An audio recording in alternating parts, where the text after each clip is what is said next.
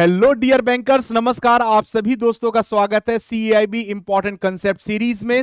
आपके लिए आपकी परीक्षा के अनुरूप इंपॉर्टेंट कंसेप्ट्स को हम लेके आते हैं और डिस्कस करते हैं। तो हम आपके लिए ABM advance bank management paper 1 को कवर कर रहे हैं।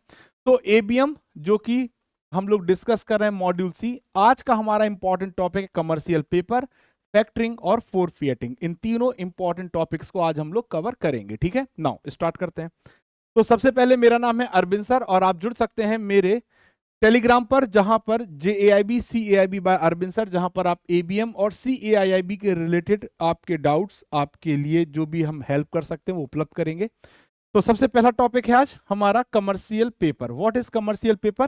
तो सबसे पहले तो हमें यह पता होना चाहिए कि जो कमर्शियल पेपर होता है वो क्या होता है। मनी मार्केट का इंस्ट्रूमेंट होता है। कहाँ का इंस्ट्रूमेंट होता है? मनी मार्केट का इंस्ट्रूमेंट। मनी मार्केट एक ऐसा मार्केट जहां पर शॉर्ट टर्म के लिए क्या की जाती है? बोरोइंग की जाती है, बोरोइंग की जाती है और क्या की जाती है? लैंडिंग की जाती है। क्या की जाती है? लैंडिंग की जाती है। ठीक, शॉर्ट टर्म के लिए जहां पे बोरिंग और लैंडिंग की जाती है वो हमारा मनी मार्केट होता है। तो शॉर्ट टर्म का मतलब क्या होता है सर? शॉर्ट टर्म का मतलब है up to 1 year, up to 1 year. और आप कह सकते हैं फॉर 364 डेज, और आप कह सकते हैं 12 मंथ।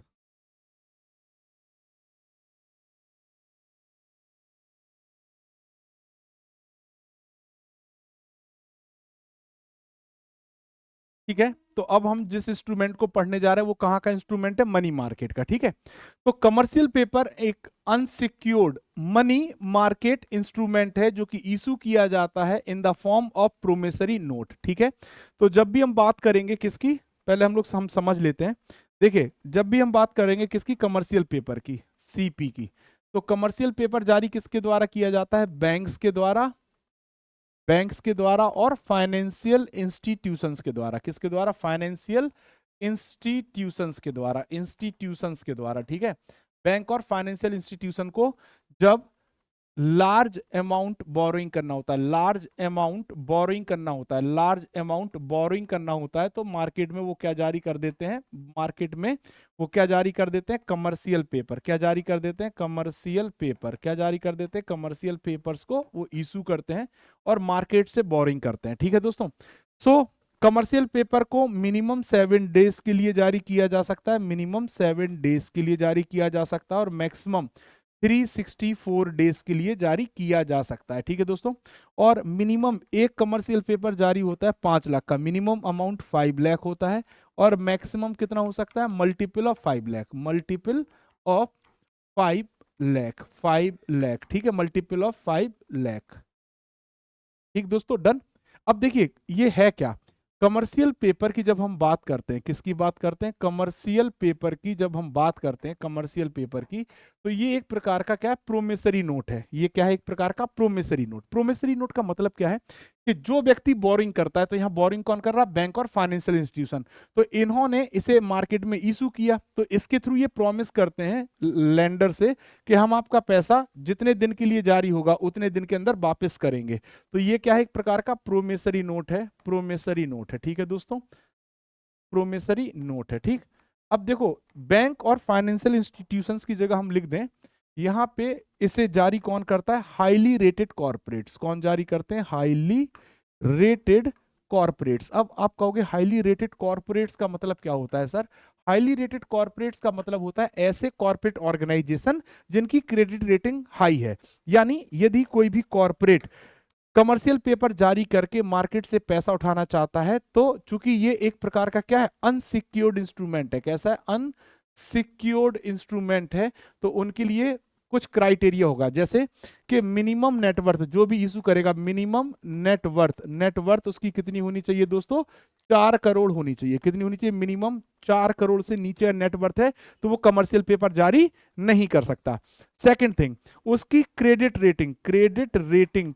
रेटिंग उस ऑर्गेनाइजेशन की कितनी होनी चाहिए दोस्तों? A3 कम से कम होनी चाहिए। कितनी होनी चाहिए? A3, तो वो जारी कर पाएगा। ठीक, तो आई होप बहुत हद तक आपको चीजें क्लियर हो गई होंगी। नाउ अब हम लोग समझते हैं। सो कमर्शियल पेपर एक अनसिक्योर्ड मनी मार्केट इंस्ट्रूमेंट है और इसे प्रोमिसरी नोट के फॉर्म में इशू किया जाता है और इसे इंट्रोड्यूस किया गया था 1990 में वगुल कमेटी के द्वारा। किसके द्वारा दोस्तों? वगुल कमेटी के रिकमेंडेशन पे, वगुल कमेटी की रिकमेंडेशन पे इसको जारी किया गया था। ठीक है, कमेटी में एक एम हटा दीजिए। ठीक, बगुल कमेटी की रिकमेंडेशन पे इसको जारी किया गया था। ठीक है दोस्तों, तो ये आपके लिए इंपॉर्टेंट नहीं है, बैंक एग्जाम के लिए इंपॉर्टेंट होता है। अब देखिए, अगर हम बात करें 1990 में, और इसके थ्रू जो हाईली रेटेड कॉर्पोरेट हैं वो मार्केट से क्या करते हैं, जो हाईली रेटेड बोरोवर्स हैं वो मार्केट से पैसा शॉर्ट टर्म के लिए बोरिंग करते हैं। ठीक है दोस्तों, शॉर्ट टर्म के लिए बोरिंग करते हैं। ठीक, अब subsequently primary dealers and all India financial institutions were also permitted to issue commercial paper।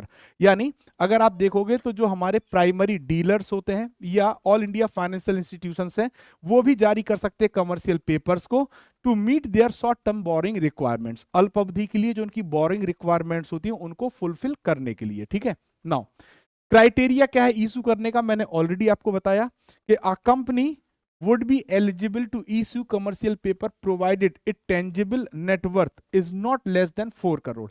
tangible net worth उसकी 4 करोड़ से कम नहीं होनी चाहिए। It has been sanctioned working capital limit by the bank, और ऐसी ऑर्गेनाइजेशन को वर्किंग कैपिटल बैंक के द्वारा फाइनेंस किया गया हो तभी वो जारी कर पाएंगे।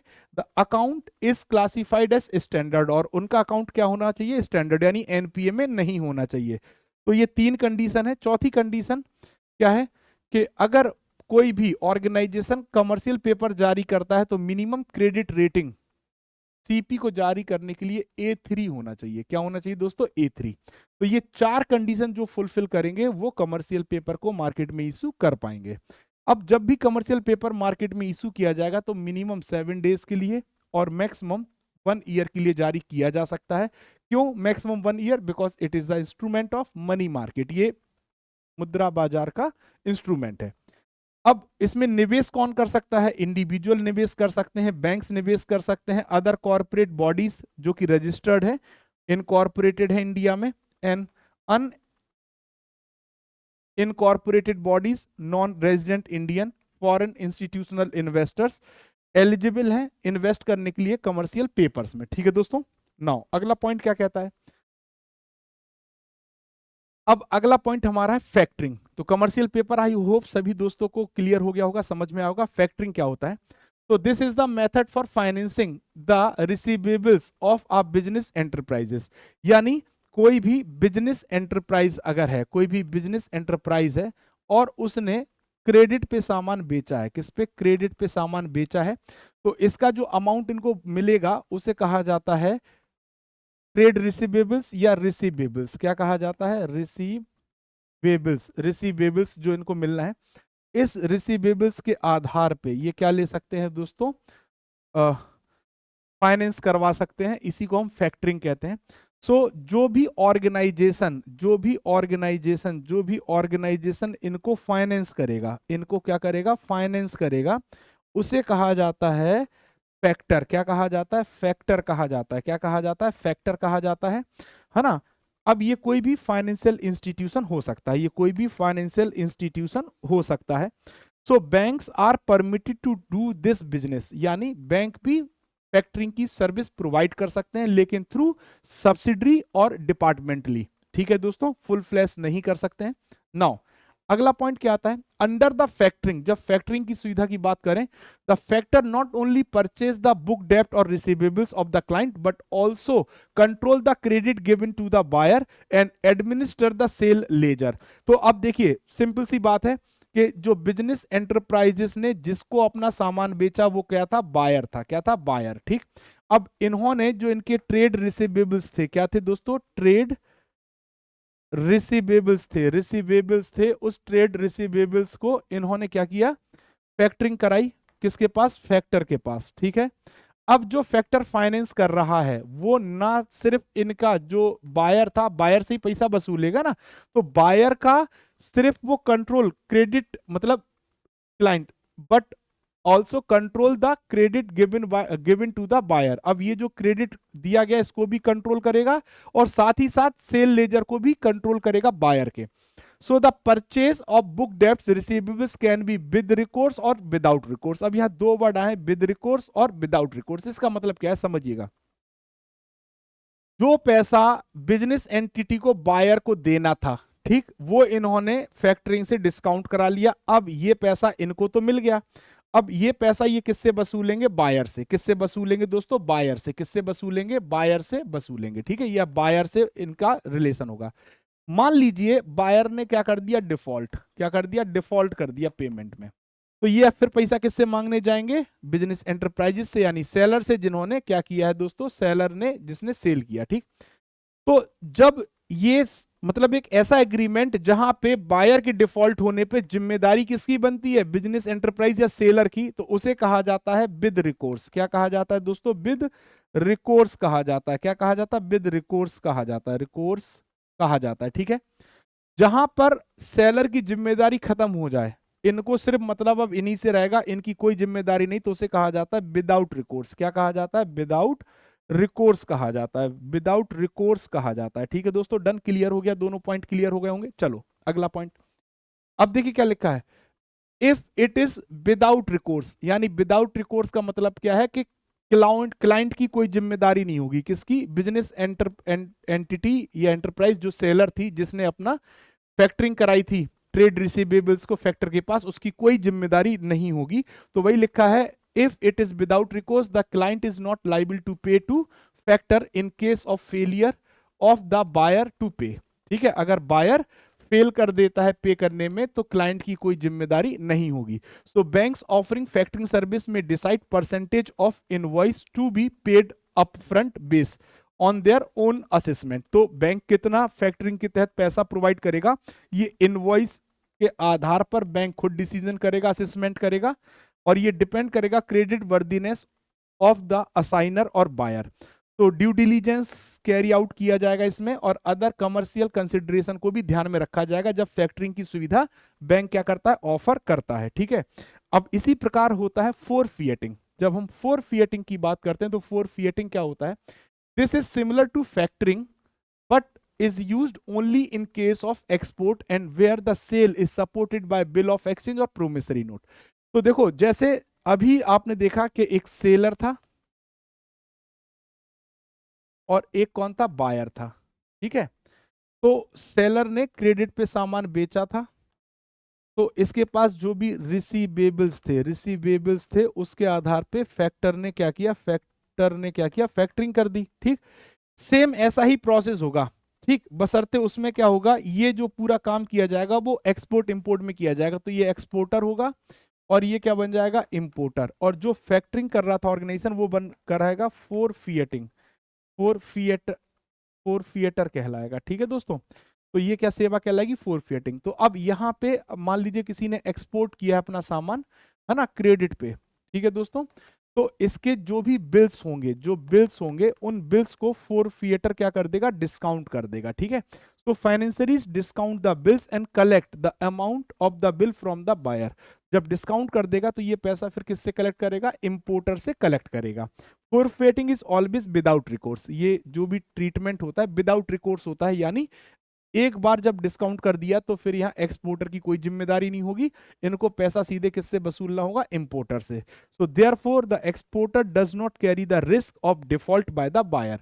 तो यहाँ पे एक्सपोर्टर का जो रिस्क है कि अगर मान लीजिए इन्होंने डिफॉल्ट किया तो इनके ऊपर रिस्क आएगा, वो डिफॉल्ट रिस्क खत्म हो जाता है। EXIM bank and authorise dealer category 1, EXIM bank और authorise dealer category 1 bank have been permitted to undertake forfaiting for financing of export received. ठीक है, रिसीवेबल्स। तो यहाँ पे एक्सिस बैंक और ऑथराइज डीलर 1 फोरफिएटिंग की सर्विस भारत में प्रोवाइड कर सकते हैं। तो दोस्तों ये था आज का हमारा इंपॉर्टेंट टॉपिक। आई होप आपको तीनों ही पॉइंट, कमर्शियल पेपर, फैक्टरिंग और फोरफिएटिंग समझ में आया होगा। नाउ अगर आप सिस्टमेटिक तरीके से कंप्लीट प्रिपरेशन करना चाहते हैं तो CAIB महापैक के साथ आप जुड़ सकते हैं। 6 मंथ महापैक 3,499, 12 मंथ महापैक 4,999 और 24 मंथ महापैक 6,999 अवेलेबल है। तो ये कंप्लीट प्रिपरेशन सभी बैचेस आपको यहाँ पे मिलेंगे जो हमारे अपकमिंग बैचेस आएंगे। साथ ही साथ आपके जो भी डाउट्स होंगे 24/7 अवेलेबल रहेंगे। 500 प्लस मॉक क्विज आपको यहाँ पे उपलब्ध होंगे।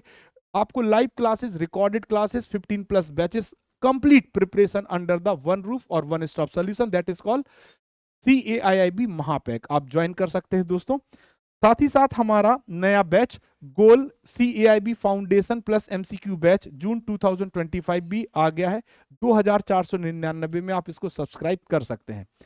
और अगर आपका कोई इंडिविजुअल पेपर रह गया है तो आप हमारे फाउंडेशन कोर्स के साथ जा सकते हैं ABM, BFM, BRBL और ABFM, जो कि मात्र 999 रुपए में आपके लिए उपलब्ध है। तो दोस्तों ये थी आज की हमारी क्लास। आई होप आप सभी दोस्तों को क्लास क्लियर समझ में आई होगी। तो आज के लिए बस इतना ही। Thank you very much. मिलते हैं नेक्स्ट इंपॉर्टेंट क्लास में। रिवाइज करना मत भूलिएगा।